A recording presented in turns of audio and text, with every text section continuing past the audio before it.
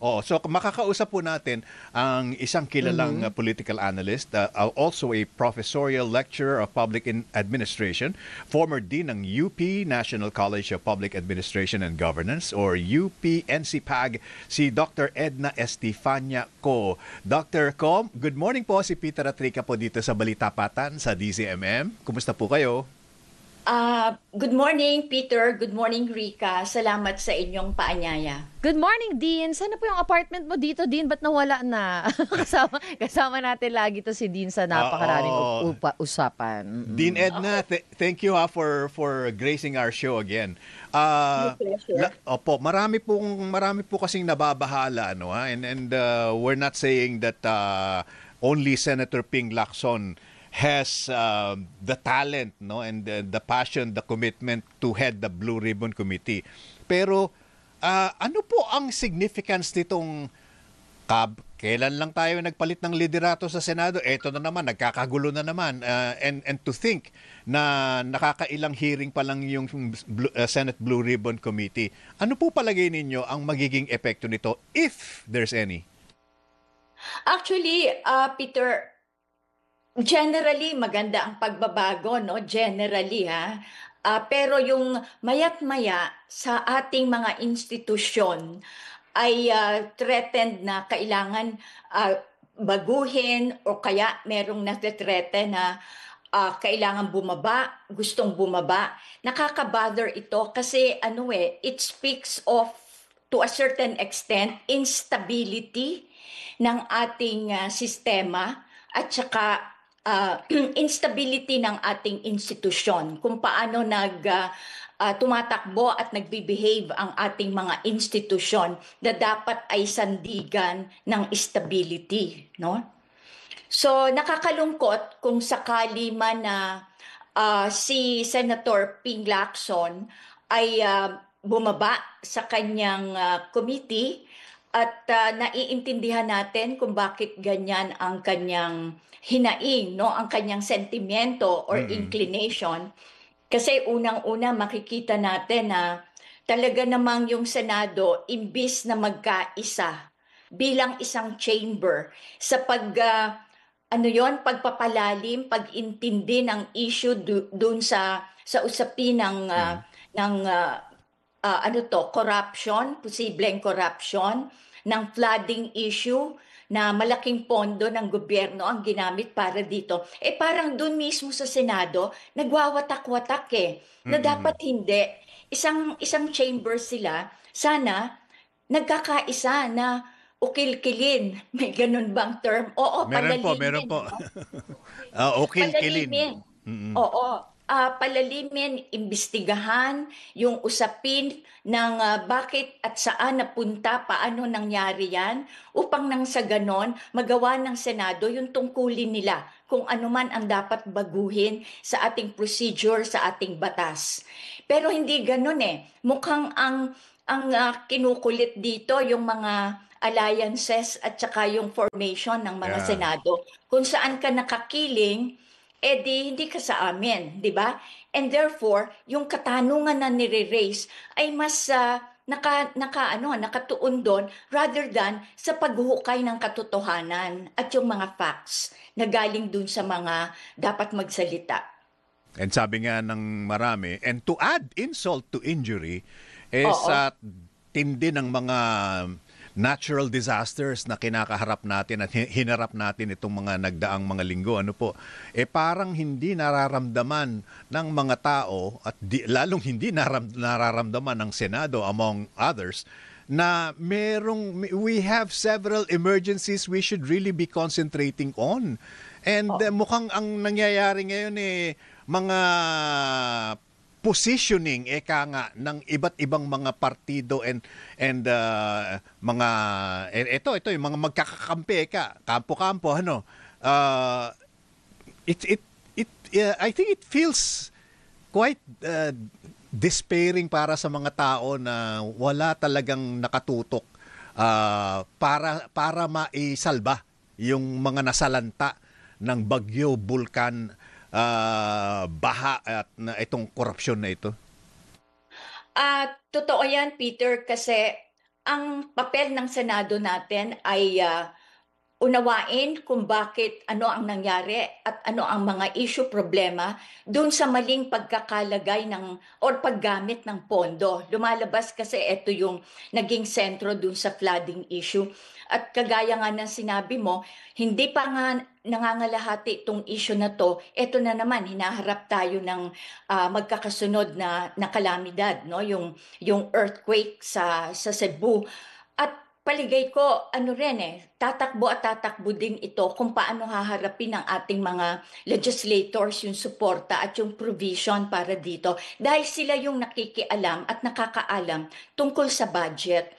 So napakalungkot ng ganitong sitwasyon natin, imbis na magkaroon ng pagkakaisa, unison within the chamber, sa loob ng chamber mismo. Hindi doon pa lang ano na tayo sinasalubong na tayo ng pagkakawatak-watak.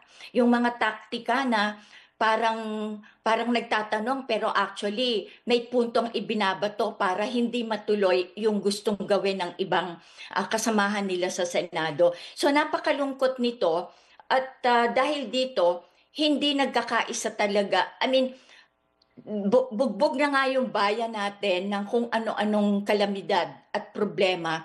Pero dapat sana yung leader ng ating bayan ay nagkakaisa na sa pagtulong, no? Pagbibigay ng remedyo. So ito, politika ulit yung nangingibabaw, yung pagkakaiba-iba, rather than bigyan ito ng sapat na atensyon upang makapagbuo sila ng kagyat na tulong at pagresponde sa kalamidad.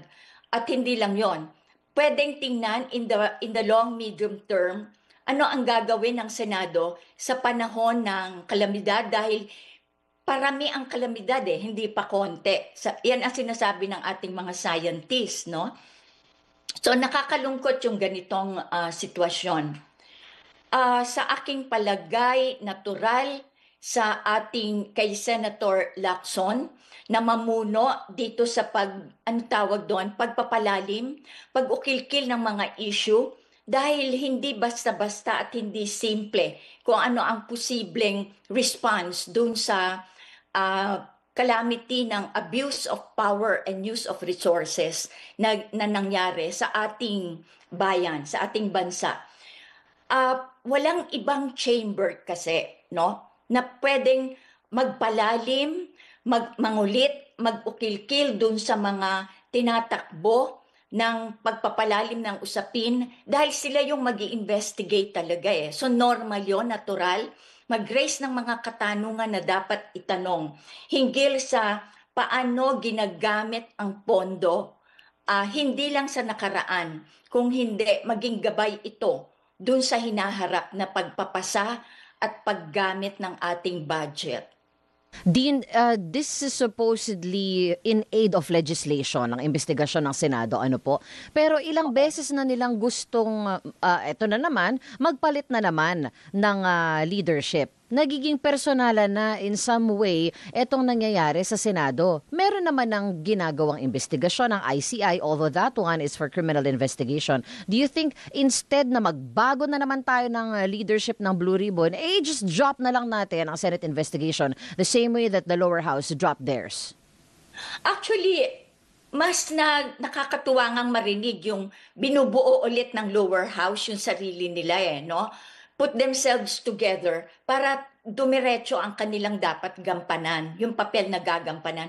Itong sa Senado, naiiba parang napaka-pasaway, napaka-divisive, hindi nakakatulong sa moving forward. Yeah. Kung ang gustong gawin ay mapolitika na naman at sa takbo nga ng mga opinion ay lumalabas dito, napupolitika lahat, no? Pagka ganito, madiderail na naman yung sistema natin ng pagdedesisyon kung ano ang gagawin dito sa hinaharap natin sa ating calamity, no? Paano ang responde dito? Kaya parang back to, hindi naman siguro square one, pero siguro back to the middle part. Kukonti na lang yung panahon di ba? Yung 3 years na natitira ng Pangulo, pero nagbuo na nga ng isang komisyon para matulungan pang magkaroon ng independent oversight.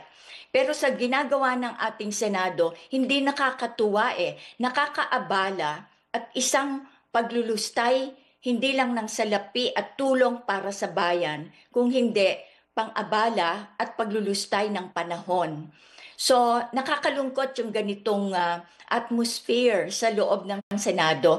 Sana for one moment, sa gitna ng krisis, magkaisa kung paano hahanapin yung katotohanan, yung truth, at mabigyan ng karampatang solusyon and to move the country forward. Hindi lang po sa Senado itong magiging tanong ko, ma'am. Nakita po natin yung suporta nationwide nung nangyaring trillion-peso march. May napansin po ba tayo na nagawa nitong national movement na ito to fight corruption on what's happening sa Congress natin? Actually, ang pagkabasa ko dito sa nakaraang mobilization ng ating mga kababayan, signal na ito na ayaw na ng kababayan natin, ayaw na ng buong bayan ng corruption. At yung pagkilos nung September 21, hindi lang yan celebration ng martial law anniversary, kung hindi isang malakas na sigaw na sinasabi, stop the corruption. Hindi na nga martial law yung sinasabi The theme of September 21 was against corruption. Ayaw na ng bayan yung nagaganap na wrangling sa loob ng Kongreso, at natutuwa ako medyo ang bilis na nagbigay ng action ng kasamahan natin, ng ating mga kongresista. At least hindi pa totally resolved yan, subalit nagpakita sila na kaya nilang buuin yung sarili nila. On the other hand, ang nakakalungkot yung nangyayari sa Senado. Hindi nakikita yung kahalagahan na dapat tugunan, yung usapin ng tamang paggamit, pagresponde sa pangangailangan ng ating bayan, at kung paano aayusin yung usapin ng corruption. Ang nangyayari mismo, corrupted yung procedures ng investigation, at nai-stall yung integrity ng function ng Senado dahil dito sa pagkakaiba, pagkakahanay-hanay, or hindi maayos na paghahanay ng pagkakaisa ng members ng Senado natin. So ito, this is a very big obstacle para mag-move forward tayo bilang isang bayan laban sa corruption, that's one. Pero yung laban din sa tungo sa paghahanap ng solusyon sa krisis na hinaharap ng ating kababayan. Okay. Dean Edna, yung pong panukala ni Alan Peter Cayetano na magkaroon ng mass resignation sa mga matataas na opisyal at thereafter ay magkaroon ng snap election. What can you say about that? Actually, aatras tayo ng napakalayo dun sa pagsinunod natin yung ganyan. Parang instead na harapin natin yung maghanap ng solution sa pagresponde sa kalamidad, pagtulong, pagpapabilis ng tulong, hindi binabalik natin dun sa procedure na unang-una, hindi naman kinikilala at ina-expect yung isang snap election. Meron tayong institusyon at may mga tao na gumagampan ng tungkulin. Hindi tayo in disarray, no? Nagre-responde ang ating sistema, ang estado at ang institusyon, no matter how limited. Pero nakikita natin yung efforts mula sa executive, nakikita rin natin yung efforts mula sa Kongreso. Ang nakakahiya na lang ay mapag-iwanan yung Senado. Kasi pag sinabi nating snap election, unang-una, hindi nga tayo nagre-recognize sa Constitution natin, Peter. Opo. Wala namang recognition ng snap election. Yes, opo. So, anong klaseng legislators itong nagmumungkahi ng snap election kung wala sa pundasyon ng ating saligang batas, no? Naging special yung snap election ng panahon ng martial law. Yeah. But this is not the same period. No? Opo. Yeah. Oo. Sabi nga nung iba maybe it's not about the proposal but rather the proponent. Ganun ba? Okay. Ito po yung isa pang pinag-uusapan namin ni Rika kanina, and if you can chime in na sa ChatGPT at sa Google nagtanong kami kung why is the Philippines not attracting enough investments, and among others nakalagay poor infrastructure, high power and logistics cost, cumbersome bureaucracy, and eto na, corruption. Lagi pong lumalabas yung corruption. Let's do some math Dean Edna. Kapag 20%, marami nagsasabi po nito, if 20% of the GDP or the national budget is lost due to corruption, sa proposed budget for 2026 na 6,793 billion, ang mawawala po sa 20%, conservative estimate ito, 1,358 billion po ang mawawala ng dahil sa korupsyon. Ilagay natin sa 30%, aakyat po ang mawawala sa corruption mula sa ating national budget ng 2 trillion 37 billion. How do you react to that, Dean? Is this Actually, red flag po ba ito, or medyo malapit na tayong itakbo sa ICU? Actually, Peter, hindi lang yan red flag, maroon flag na yan. Mas matindi pa sa red. Although maroon is my color. I know. Pero ibig sabihin, antindi. Yung parang kakulay na ng dugo, ang halaga na ng dugo ng bayan, ang at stake dito sa usapin ng corruption. Sa dami ng nasa-siphon, sa pamamagitan ng corruption, nagiging anemic na yung bayan. Wala nang nababawasan ng malaki yung gagastusin para sa mga basic needs ng kababayan natin. Pero hindi lang yun Sa labas ng bansa, kahiya-hiya na lumalabas ang Pilipinas sa tindi, napaka-extensive, anong tawag dito, known na tayo, no? Siguro nasa top 3 ng mga sa Asia, sa buong Asia. Kabilang tayo dun sa top 3, or pwede kong sabihin the bottom 3, na kung saan ayaw nang mag-invest ng maraming bansa sa atin dahil sa pagkawala ng tiwala kung paano tayo namamahala. Yung public management natin, napakahina na ng mensaheng binibigay sa labas. Kaya takot pati tourism. We're putting together some data sa aming kolehiyo, sa pamantasan.